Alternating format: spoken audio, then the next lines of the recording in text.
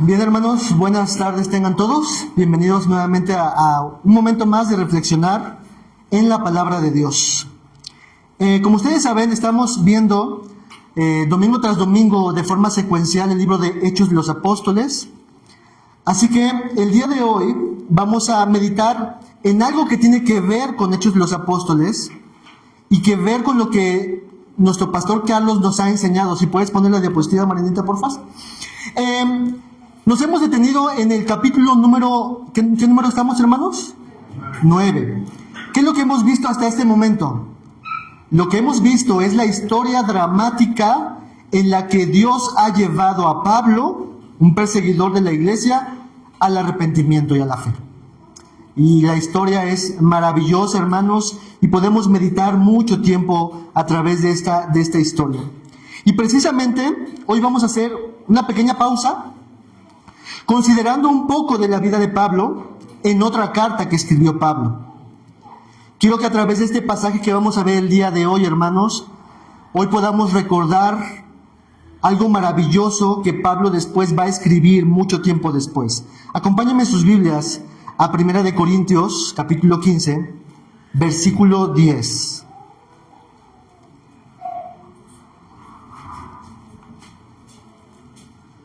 Primera de Corintios, capítulo 15, y el versículo 10. Como dato curioso, este es uno de mis pasajes favoritos, hermanos. El pasaje es maravilloso, hermanos. ¿Ya lo tenemos, hermanos?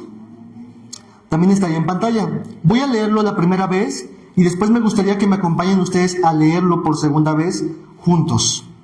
Y dice el texto: pero por la gracia de Dios soy lo que soy, y su gracia no ha sido... Pero por la gracia de Dios soy lo que soy, y su gracia no ha sido nada para conmigo.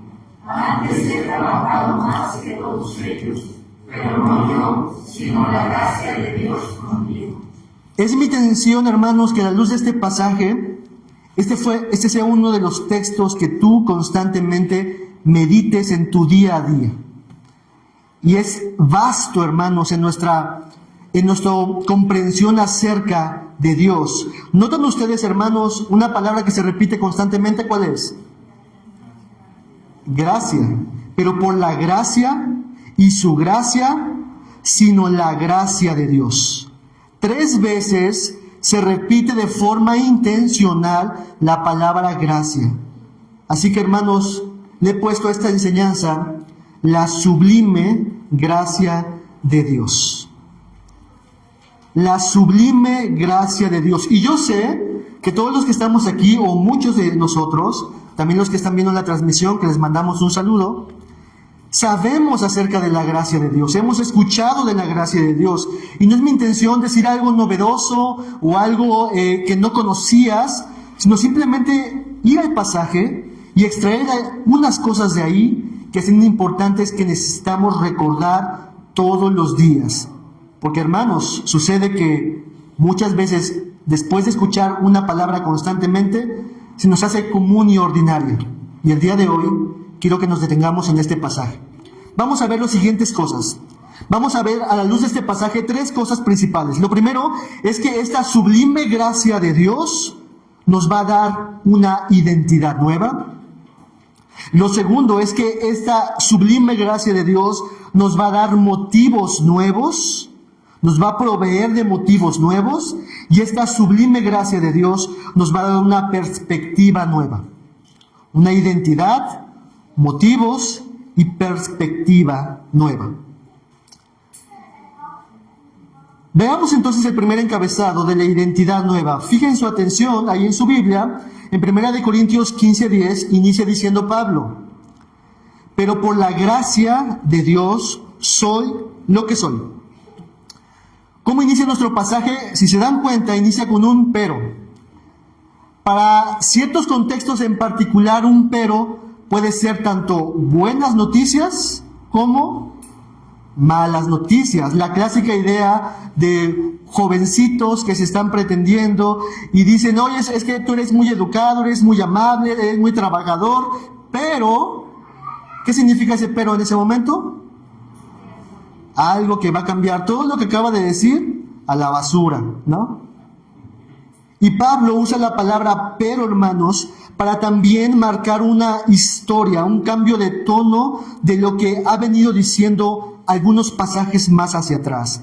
Vean en sus Biblias, en 1 Corintios 15, en el versículo 1, inicia Pablo hablando acerca del evangelio que hemos recibido. Dice el versículo 1, además os declaro, hermanos, el evangelio que os he predicado, y este evangelio tienen que recibirlo, también tienen que perseverar en él.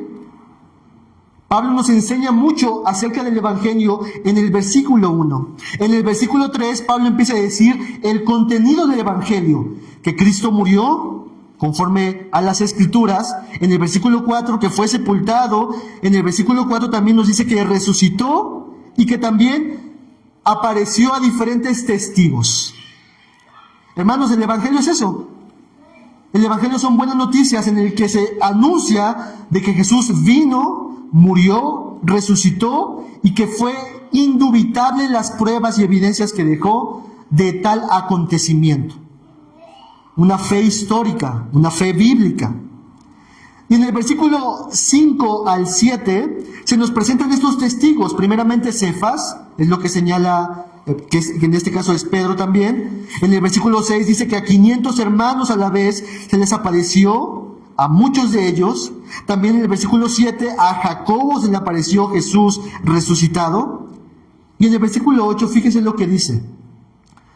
Y al último de todos, como uno que no tenía que haber nacido, ¿a quién se le apareció? A Pablo, el abortivo. Pablo se llama a sí mismo como alguien que no tenía que haber nacido, uno que quizás no era deseado, uno que no merecía nacer. Así es como Pablo se llama.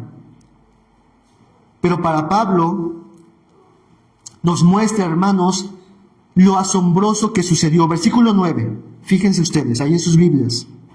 Dice el texto: porque yo, Pablo, soy el más pequeño de los apóstoles, que no soy digno de ser llamado apóstol, porque perseguí a la iglesia de Dios. Y después de esto inicia nuestro pasaje en el versículo 10. Entonces, este pero que tenemos aquí en la pantalla, lo que venía diciendo anteriormente era Pablo mostrando cuál era su condición, cuál era su vida antes de venir a la fe. Ya les he mencionado, hermanos, y ya hemos visto en Hechos que Pablo era una persona distinguida, una persona maravillosa, ejemplar, digna de imitar. Era alguien moralmente correcto, tenía una estabilidad social, tenía una estabilidad religiosa, tenía un buen decir de los demás acerca de su vida. Entre los suyos era el más celoso, era el más recto. Su celo llegaba a tal, como lo dice él mismo, que llegaba a perseguir a los cristianos, a los seguidores de Jesús. En alguna forma, hermanos, yo quiero que te puedas visualizar como Pablo siendo tu representante, un representante de tu vida. Pablo consideraba que a través de la forma en cómo vivía, seguramente Dios lo tenía en alta estima. Hay, hermanos, una idea por muchas personas que piensan que debido a su actitud, debido a su condición, debido a su moralidad, merecen ¿qué? El cielo. No, tú eres tan bueno, tú eres tan buena, que seguramente te vas a ir al cielo con zapatos. Se conocen el versículo, hermanos. Seguramente tú vas a entrar al cielo directamente, porque vemos en ti una persona intachable, recta, vemos en ti una persona que es muy buena. Bueno, ese era Pablo. Pablo era una persona así, hasta que llegó Hechos capítulo 9, ¿verdad? ¿Qué pasó en Hechos capítulo 9? Jesús sale al encuentro de Pablo. Y Jesús le dice algo similar como esto, en palabras menos, palabras más. Pablo, ¿de verdad estás peleando contra mí? ¿No te das cuenta que tú mismo te estás lastimando? Al perseguir a los cristianos, que son mis hijos, tú me estás persiguiendo a mí, tú estás en desobediencia contra mí, tú estás en rebeldía contra mí, pero es que Dios, yo he hecho esto y esto y esto y esto y esto y el otro. Para mí eso no tiene ningún valor en cuanto a tu perdón. Pablo escuchó la voz del Santo, Santo, Santo. Y ese encuentro para Pablo fue destructivo. Aniquiló todo vestigio de orgullo y de cosas que Pablo pensaba que tenía seguro de Dios. El encuentro que Pablo tuvo con Jesús fue de tal forma que él entendió que él estaba equivocado. Él comprendió quién era Dios. Él entendió quién era Jesucristo. Y entonces él, como lo vimos en Hechos 9, él se humilló en humildad delante de Dios. Y le dijo, ¿qué quieres que yo haga? Ahora, hermanos, esta misericordia de parte de Jesús al decirle, tú vas a ser mi servidor, ¿lo merecía Pablo? ¿Pablo merecía ser un servidor de Dios? ¿Merecía el perdón de Dios? ¿Merecía el amor especial de Dios para la vida de Pablo? ¿Dios le debía a Pablo algo por la forma en cómo se conducía y cómo vivía? Totalmente no, hermanos. Él había ofendido al Creador de toda la tierra. Pablo no amaba en última instancia a Dios. Él no buscaba a Dios. Él no quería a Dios. Él lo que quería es crear su propio Dios. ¿Debería Dios perdonar a alguien como Pablo, hermanos? La gente dirá, sí, él hizo muchas cosas buenas, pero desde el punto de vista de Dios, Dios no debía sentirse obligado a hacer algo por alguien, porque si no ya no sería Dios. Él dependería de alguien más. La respuesta es no. Y si pensamos en algunos pasajes, hermanos, que nos hablan de qué es lo que merecemos, fíjense en lo que dice este versículo. Bueno, ya leímos el versículo 10, 1 Corintios 15, 9, ya lo leímos. Fíjense el versículo, Salmo 7, 11 al 12. Fíjense lo que dice. Dios es, ¿qué? Juez justo. ¿Y cómo está Dios? Airado contra el impío. ¿Cuántos días? Y a veces, hermanos, creo que pensamos en este pasaje diciendo, no, pero eso es un antropopatismo. Es una forma de mostrarnos el sentir de Dios. Y hacemos como que esta es la respuesta justa de Dios contra el pecador. Fíjense lo que dice el versículo 12. Si no se arrepiente, ¿qué hará Dios? Él afilará su espada. Armado tiene ya su arco y lo ha preparado. Obviamente todo esto es de forma poesía contra el pecador. ¿Cómo quedaría el pecador delante de él? Él tendría que pagar por sus pecados, por sus transgresiones. El destino de una persona que está en contra de Dios es el no hay amor, no hay nada que te pueda consolar en ese lugar, porque tú has decidido alejar el destino que Pablo tenía sin Cristo.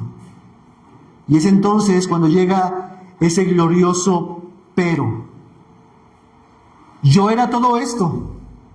Dios estaba presto a estirar su arco y juzgarme por mis pecados, pero por la gracia de Dios, Él cambió mi vida y ahora lo que soy por Dios. La gracia de Dios cambió la historia de Pablo, hermanos, y le dio una nueva identidad. ¿Qué es la gracia de Dios? Yo siempre pongo esta definición, hermanos. La voy a leer. ¿Qué es la gracia de Dios? Es el favor eterno y absolutamente libre de Dios. Favor que Él, o sea Dios, muestra al dar las bendiciones eternas y espirituales a personas culpables de pecado e indignas. La gracia de Dios es la disposición de Dios en darse a una persona que no merece la gracia de Dios. Y eso debemos recordar siempre, hermanos. Tú y yo no merecemos nada de Dios. Porque si mereciéramos algo de Dios, ya no sería gracia, sino sería un pago. Y haríamos a Dios un deudor. Dios nos debe algo a nosotros. Pero la gracia de Dios es Dios dándose gratuitamente, libremente, todo lo que Él es a personas culpables e indignas de pecado. Para la vida de Pablo, hermanos, en nuestro texto que estamos viendo, hubo un antes y un después. Por la gracia de Dios, por ese favor absolutamente libre y soberano de Dios, es que Pablo es lo que es. Y es lo que está diciendo en el versículo 10 que estamos estudiando. ¿Y qué era Pablo, hermanos? ¿Cuál era ahora su condición nueva que tenía en el Señor? Hijo de Dios. Él ha sido adoptado por Dios. Él ha sido perdonado por Dios. Él ha sido justificado por Dios. Él ha recibido el consuelo por sus pecados. Él ha tenido un perdón real de parte de Dios. Una amistad con Dios ahora verdadera. Vida eterna. Paz con Dios. Todas las bendiciones espirituales de parte de Dios. También Pablo experimentó el poder ver sus pecados limpiados por la obra de Cristo Jesús. Pablo también ahora podía arrepentirse de sus pecados. Eso es gracia de Dios. Pablo podía ser ahora aceptado por Dios. Pablo podía ser ahora escuchado especialmente por Dios. Cuando se dice en el Mateo del 5 al 7, en la oración modelo, Padre mío que estás en los cielos. Pablo podía hacer eso ahora. Pablo ahora también podía ver a Jesús como el más hermoso de todas las cosas. Lo que antes detestaba y aborrecía, ahora Pablo lo veía a Jesús hermoso. El poder humillarse delante de la majestad de Jesús, el deleitarse en Jesús, son parte de todas estas bendiciones espirituales y eternas que Dios da a un pecador. Así que la gracia de Dios, hermanos, lo primero que hace en la vida de Pablo es que le da una nueva identidad que fluye del trono de Dios mediante la sangre de Cristo Jesús. Así que la identidad del cristiano, hermano, no está dada por cuánto tenemos, o cuánto conocimiento tenemos, o qué es lo que perdimos, o qué es lo que ahora tenemos, o nuestro estatus social, religioso, etc. Nuestra identidad está dada en lo que somos por medio de Dios a través de Jesucristo. Es por su gracia. El Evangelio, hermanos, es llamado en la Biblia el Evangelio de la gracia de Dios. Y esto es lo que hace la gracia de Dios en la vida de una persona. Miren lo que dice Spurgeon, un pastor de hace años, cuando hablaba acerca del Evangelio y de la gracia de Dios. Escuchen lo que dice, les cito: la sustancia y esencia del verdadero Evangelio es la enseñanza, la doctrina de la gracia de Dios. Que de hecho, si quitaran la gracia de Dios del Evangelio, le habían suprimido la propia sangre de vida. Y no quedaría en él nada digno de ser predicado, de creerse o por lo cual luchar. La gracia es el alma del Evangelio. Sin ella el Evangelio está muerto. La gracia es la música del Evangelio. Sin ella el Evangelio permanece en silencio en relación a todo consuelo. Y eso es lo que Pablo va a decir: por la gracia de Dios. Pero por la gracia de Dios soy lo que soy. Una nueva identidad, hermanos, tenemos a través de la gracia de Dios. Pero no solamente se queda ahí, hermanos. Segundo encabezado. Versículo 10, nuevamente. Pero por la gracia de Dios soy lo que soy. Versículo 10. Y su gracia no ha sido en vano para conmigo. Antes he trabajado más que todos ellos. La gracia no solamente nos da una identidad nueva, sino que nos da motivos nuevos. Cuando Dios derrama este favor inmerecido sobre un pecador, esta gracia de Dios no se queda estática en la vida de las personas, sino que produce un resultado, hay un efecto, hay una respuesta, un fruto debido a la gracia de Dios. Así que Pablo, al recibir esta gracia que había recibido ya por lo que él es ahora, él dice, ahora Dios me ha dado una vida nueva, motivos nuevos, propósitos nuevos, fuerza nueva, realmente una vida. Si entendemos lo que dice Efesios capítulo 2, cuando dice que nosotros estábamos muertos en delitos y pecados, sin Cristo no teníamos la capacidad, la facultad, el poder para poder hacer cosas para Dios.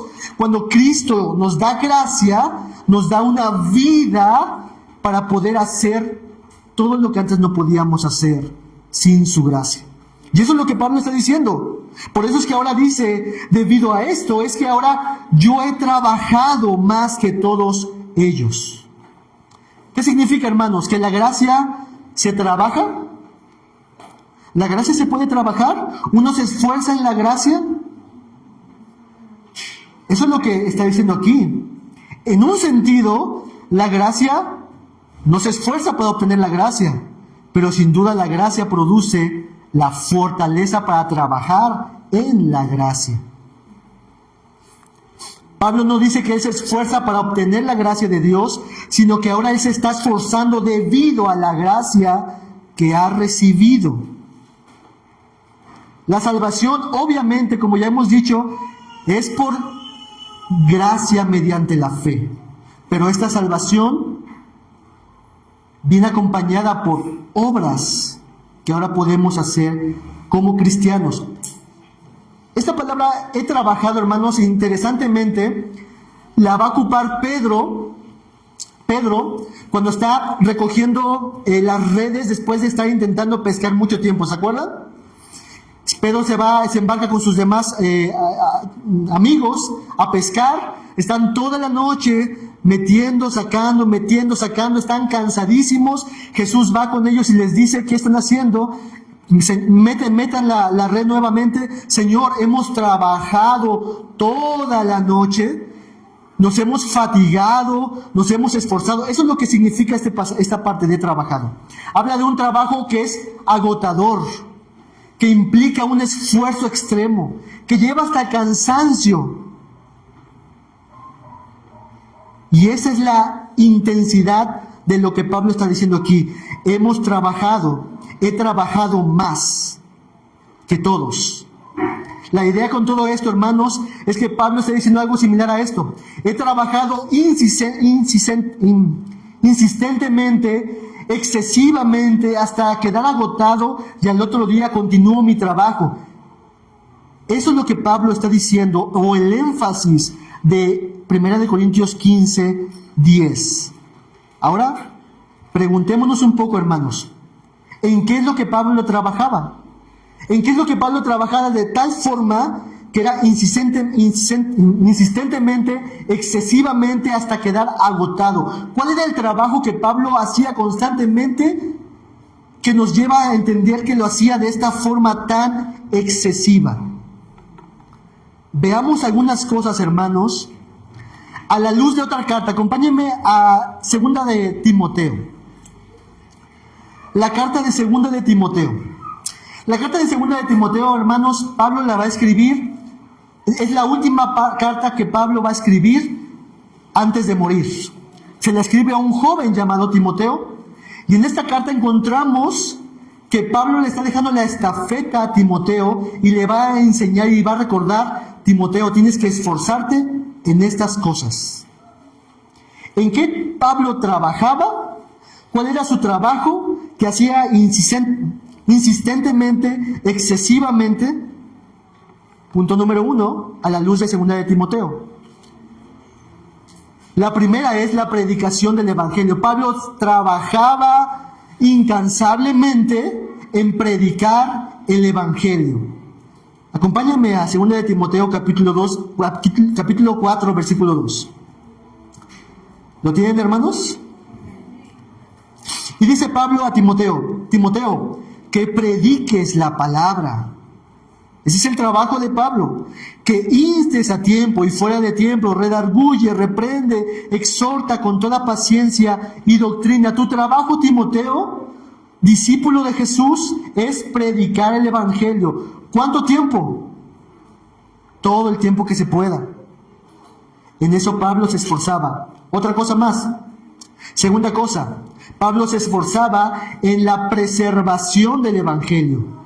Miren ustedes, 2 de Timoteo 1, versículo 13. ¿Lo tienen, hermanos? Y les leo lo que dice 2 de Timoteo 1:13. Timoteo, retén la forma de las sanas palabras que de mí oíste en la fe y amor que es en Cristo Jesús. Timoteo, tienes que tú preservar, retener, guardar, conservar, mantenerlo puro el Evangelio que hemos recibido. Esfuérzate en que, a pesar de que vengan otras voces y otras personas, en mantener el Evangelio en su pureza. Siguiente versículo, 2 de Timoteo 3:14. 2 de Timoteo 3:14. ¿Lo tenemos, hermanos?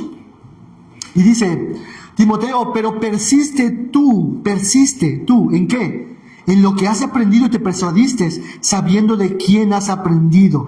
Persiste en lo que has aprendido, guarda el Evangelio, preserva el Evangelio, manténlo puro. Hermanos, no estamos llamados a cambiar el Evangelio, ni a distorsionar el Evangelio, ni a añadir algo al Evangelio, ni quitar algo del Evangelio, sino a trabajar en preservar la pureza del Evangelio de la gracia de Dios. En eso trabajaba Pablo. ¿En qué más trabajaba Pablo? En soportar el sufrimiento por causa del Evangelio. El sufrimiento por el Evangelio. Mira lo que dice 2 de Timoteo 2:3. 2 de Timoteo 2:3 dice, tú, Timoteo, pues, sufre penalidades como buen soldado de Jesucristo. Sufre las penalidades, soporta, aguanta. Por causa del Evangelio, estás llamado a trabajar en esforzarte en soportar el sufrimiento acompañado por ser un heraldo del Evangelio. 2 de Timoteo 3:10 al 12 es más enfático. Pero tú has seguido mi doctrina, conducta, propósito, fe, longanimidad, amor, paciencia, persecuciones, padecimientos, como los que me han sobrevenido en Antioquía, en Iconio, en Listra, persecuciones que he sufrido, y de todas me ha librado el Señor. Versículo 12. Y también todos los que quieren vivir piadosamente en Cristo Jesús, ¿qué tendrán? Padecerán persecución. Soportar el sufrimiento por causa del Evangelio. Otra cosa más en la que Pablo trabajaba a la luz de 2 de Timoteo, en la contemplación a Cristo. Miren lo que dice 2 de Timoteo 2:8.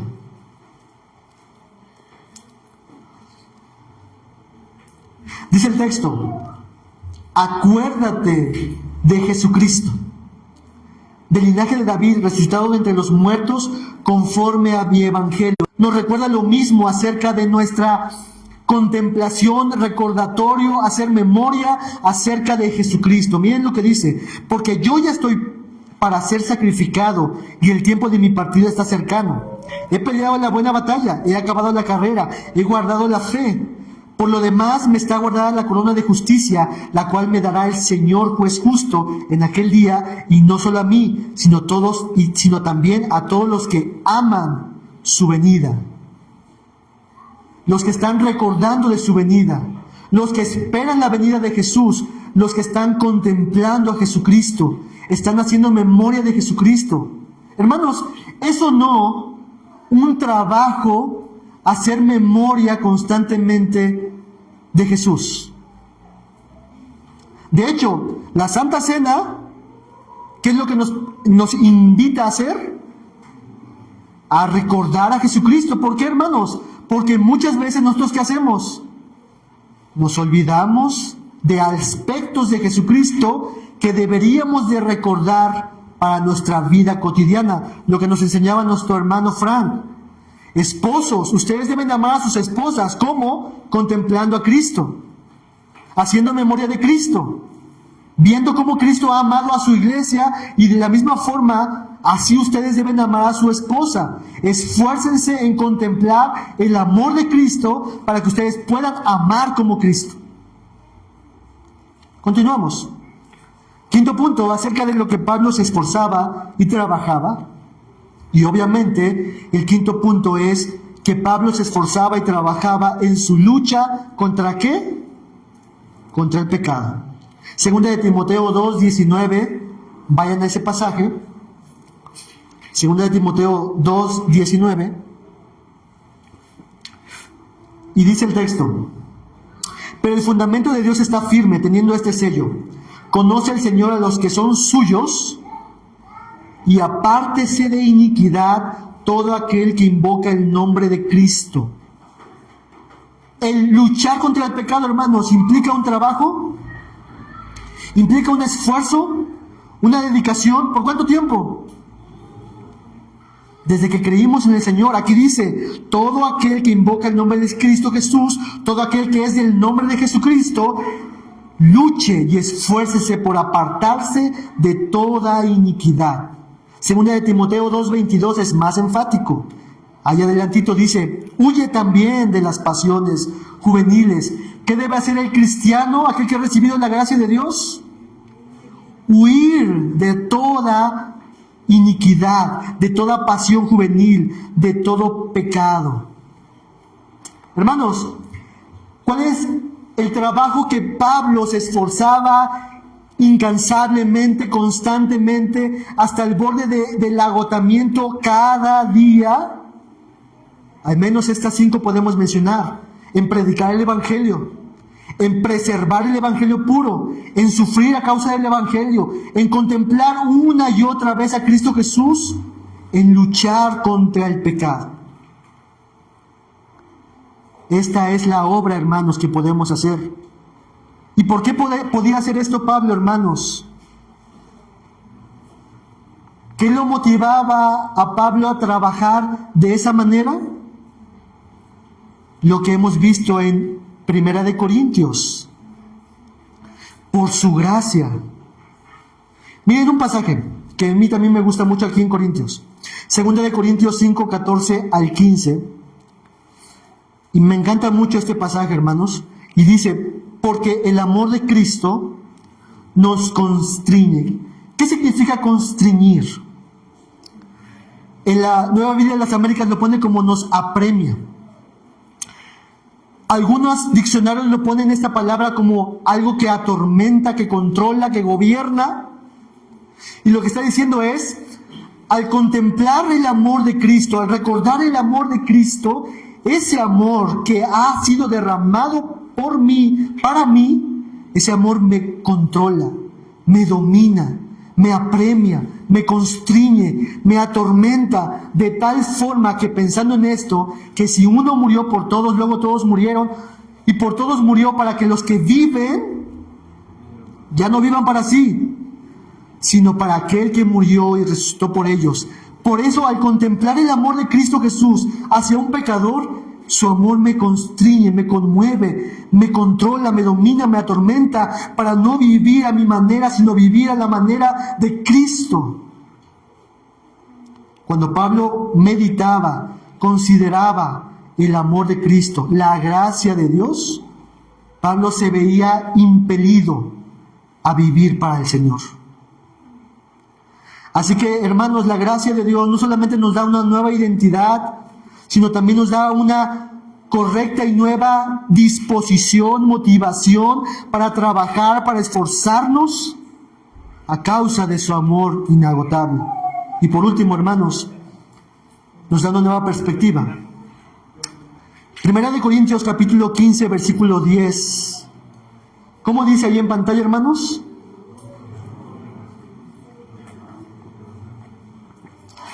A ver, 1, 2 y 3.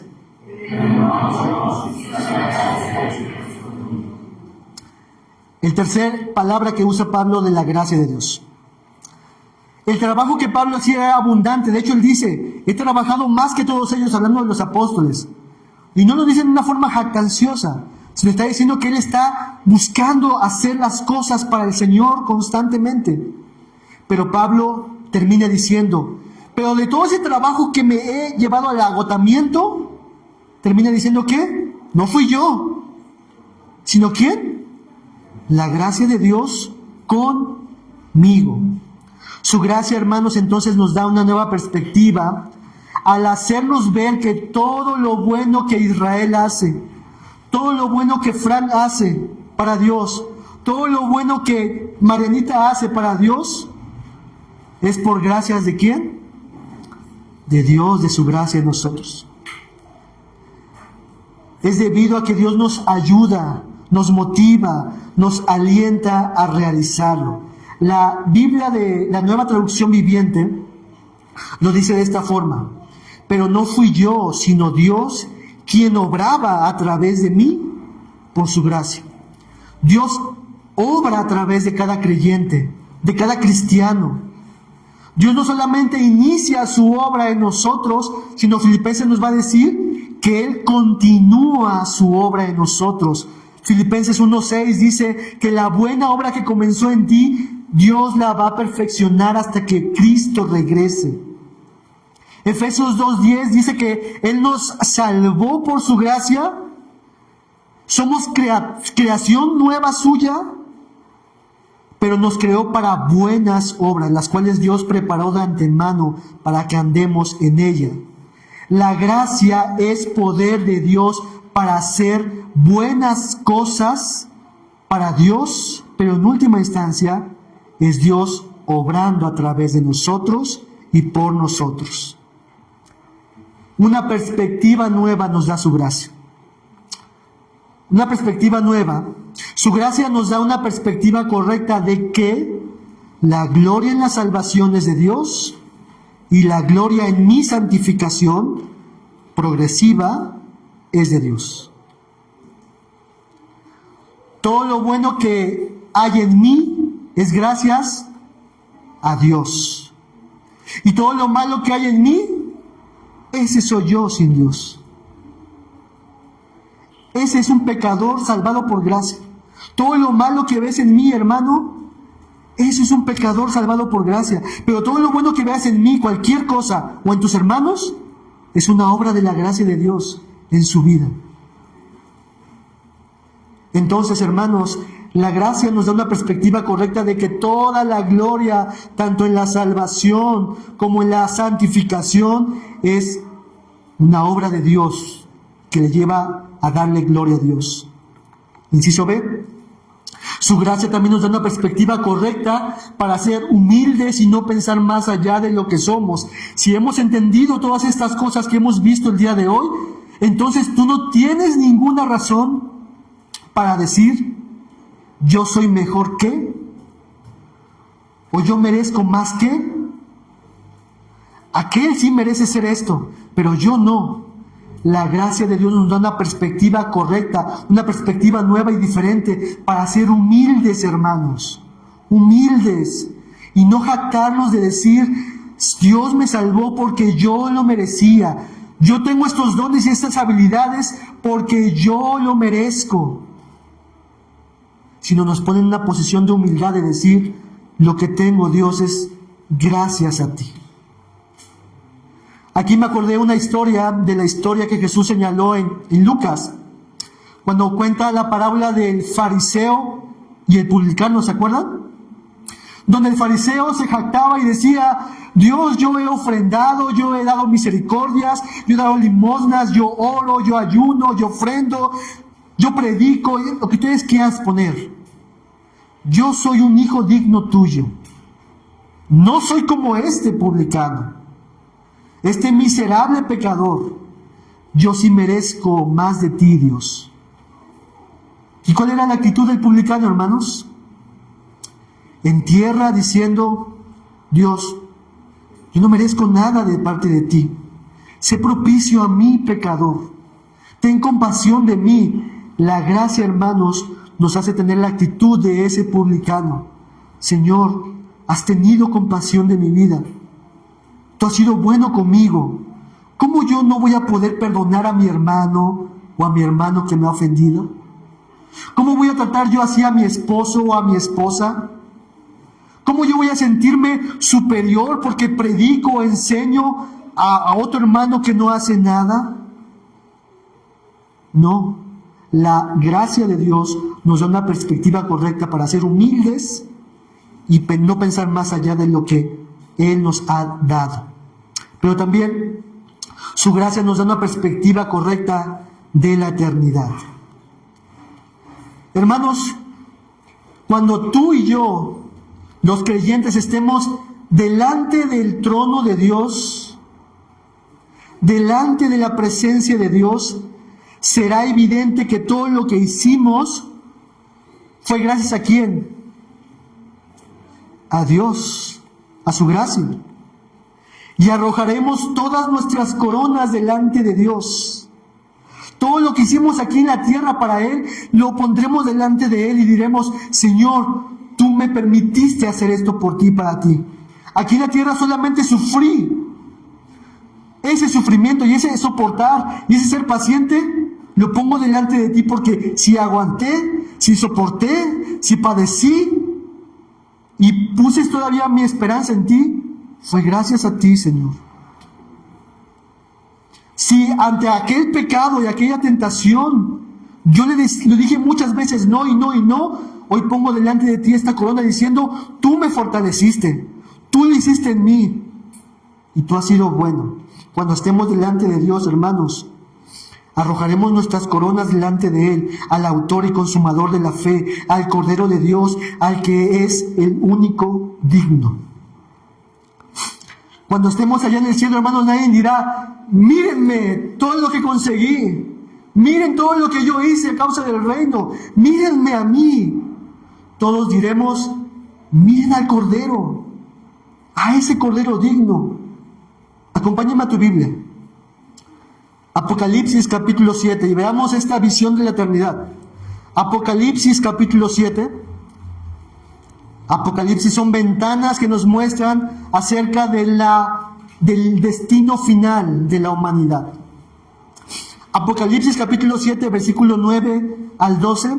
También lo pongo en pantalla, pero ustedes búsquenlo por si no se ve muy bien o está muy chiquita.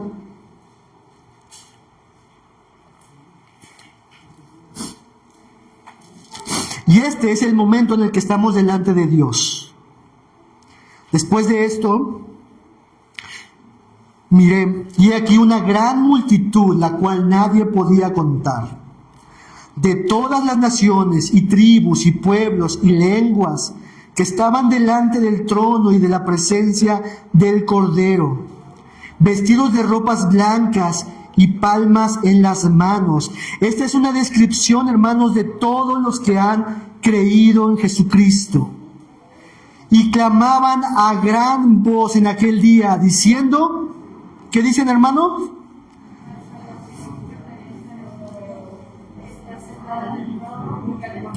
La salvación pertenece a nuestro Dios, que está sentado en el trono, y al Cordero.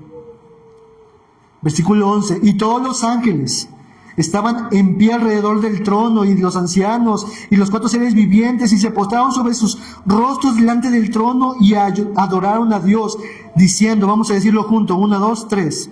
Amén. La gloria, gracias, la honra y el poder y la fortaleza sean nuestro Dios por siglos de los siglos. Amén. Hermano, iglesia, si tú has creído en Cristo Jesús, acabas de decir las palabras que diremos algún día en la eternidad. Y no hay ningún vestigio de gloria para nadie, sino solamente para ¿quién? El Cordero que fue inmolado. Lo que hemos visto entonces en el pasaje, hermanos, es la sublime, grandiosa, maravillosa gracia de Dios, que nos provee una identidad nueva, motivos nuevos y perspectivas nuevas. Si tú eres creyente como Pablo, entonces tu identidad no la definen las circunstancias, no la define si estás pobre o rico, si estás enfermo o sano, no la definen las amistades que tienes o el círculo social al que correspondes o el que tienes. No le definen tus títulos, si eres profesionista o no, o si estás casado o soltero, o si eres pastor, jefe, esposa, esposo, empleado. Recuerda que la gracia de Dios nos da una identidad, y la identidad es: eres mi hijo, eres mi hija, has sido perdonado, eres mi especial tesoro, eres amado por Dios. Por la gracia de Dios soy lo que soy. También nos da nuevos motivos. Si la gracia de Dios, entonces, hermanos, te ha salvado, si la gracia de Dios te ha alcanzado, entonces tú tienes razones más que suficientes para someterte a tu esposo, para amar a tu esposa, como Cristo amó a la iglesia, para ser un trabajador ejemplar, para llegar temprano cuando vas a la oficina, para que tus palabras modelen a Cristo Jesús. Tú tienes razones suficientes para no hablar como el mundo habla, para no hacer lo que el mundo dice, sino que si tú contemplas el amor que Dios derramó en ti por pura gracia, entonces tienes razones para decir no al pecado y sí a la santidad de Dios. ¿En qué debes esforzarte? Vimos algunas cosas: en predicar el Evangelio, en preservar el Evangelio, en sufrir por el Evangelio, en contemplar a Cristo, leer su palabra, en meditar en ella, en luchar contra tu pecado. Haz cambios radicales en tu vida, hermano, si has recibido la gracia de Dios. No dejes que el pecado te gobierne, no dejes que el pecado te domine. Dile no al pecado, haz cambios radicales. Si has recibido la gracia, lo puedes hacer. Confiesa tus pecados. Apártate de ellos. Si la gracia de Dios ha llegado a tu vida, tienes motivos nuevos para esforzarte cada día. Lamentaciones 3. Porque nuevas son sus misericordias cada mañana.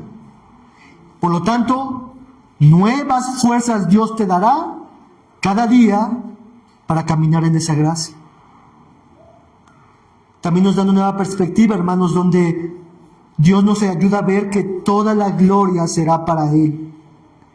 De la esperanza de saber de que Él no te va a dejar solo. Si es verdad, es difícil amar a los enemigos, perdonar a los que nos ofenden. Es difícil, sin duda, en muchas circunstancias hacer eso. Pero Él no te va a dejar solo. Porque Pablo termina diciendo en el texto que hemos meditado: la gracia de Dios conmigo ha obrado todo esto. Él está contigo. Él te va a ayudar. Primera de Corintios 1:13 dice: el que se gloría, gloríese en el Señor. Leamos entonces, hermanos, nuevamente nuestro texto.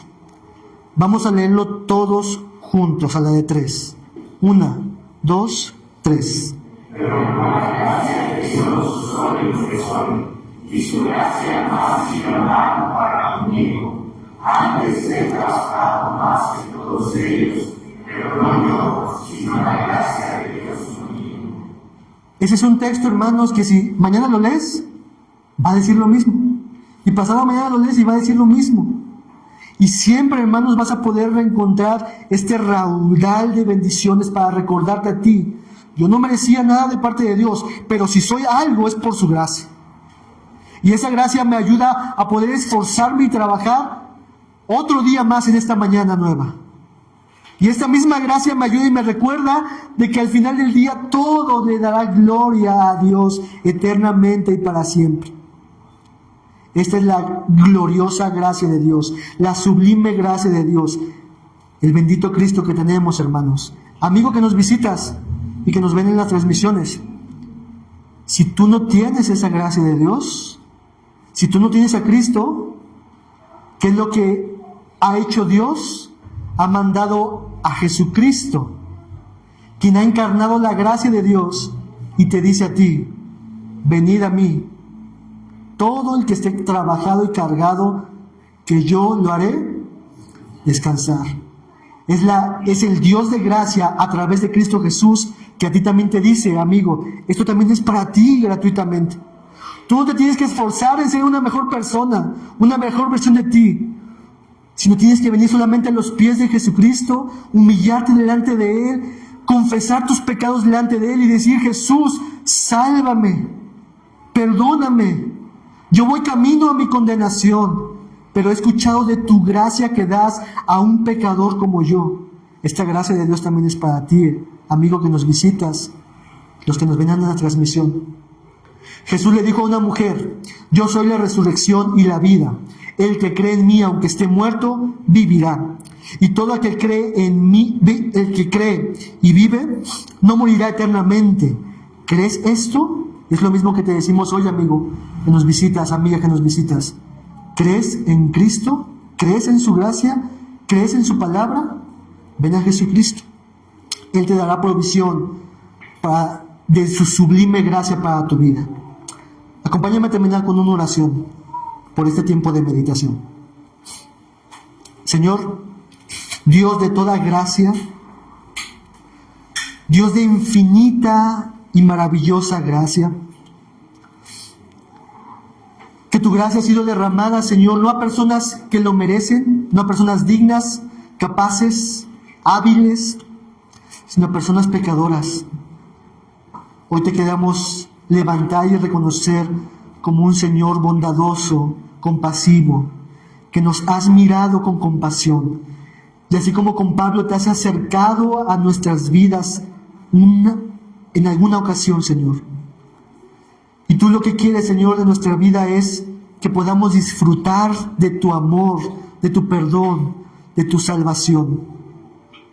Te pido, Dios mío, que nos puedas, a nosotros como cristianos, como creyentes, a no echar en saco roto la gracia que hemos recibido. Porque aunque no nos costó nada, Señor, a ti te costó todo. Te costó a Jesucristo. Ayúdanos a ser motivados por tu gracia para poder vivir por ti y para ti, Señor. Que ya no viva yo más, Señor, sino que tú vivas en mi vida, Señor. Ayúdame a hacer esos cambios que tengo que hacer en mi vida, Señor. Arrepentirme de mis pecados, alejarme de la iniquidad, Señor. Porque he entendido, Señor, de tu amor y de tu gracia para con mi vida, Dios. Señor, gracias te doy por lo que hemos visto el día de hoy. Y te pido que si alguien, Señor, en la transmisión o aquí, Señor, no te ha conocido, tú lo acerques a ti, Señor. Y que pueda disfrutar esta misma gracia de la cual tú ofreces gratuitamente a todo aquel que viene en arrepentimiento y fe por medio de Jesucristo. Tú haces esa obra, Señor. Te doy muchas gracias por todo. En el nombre de Jesús. Amén.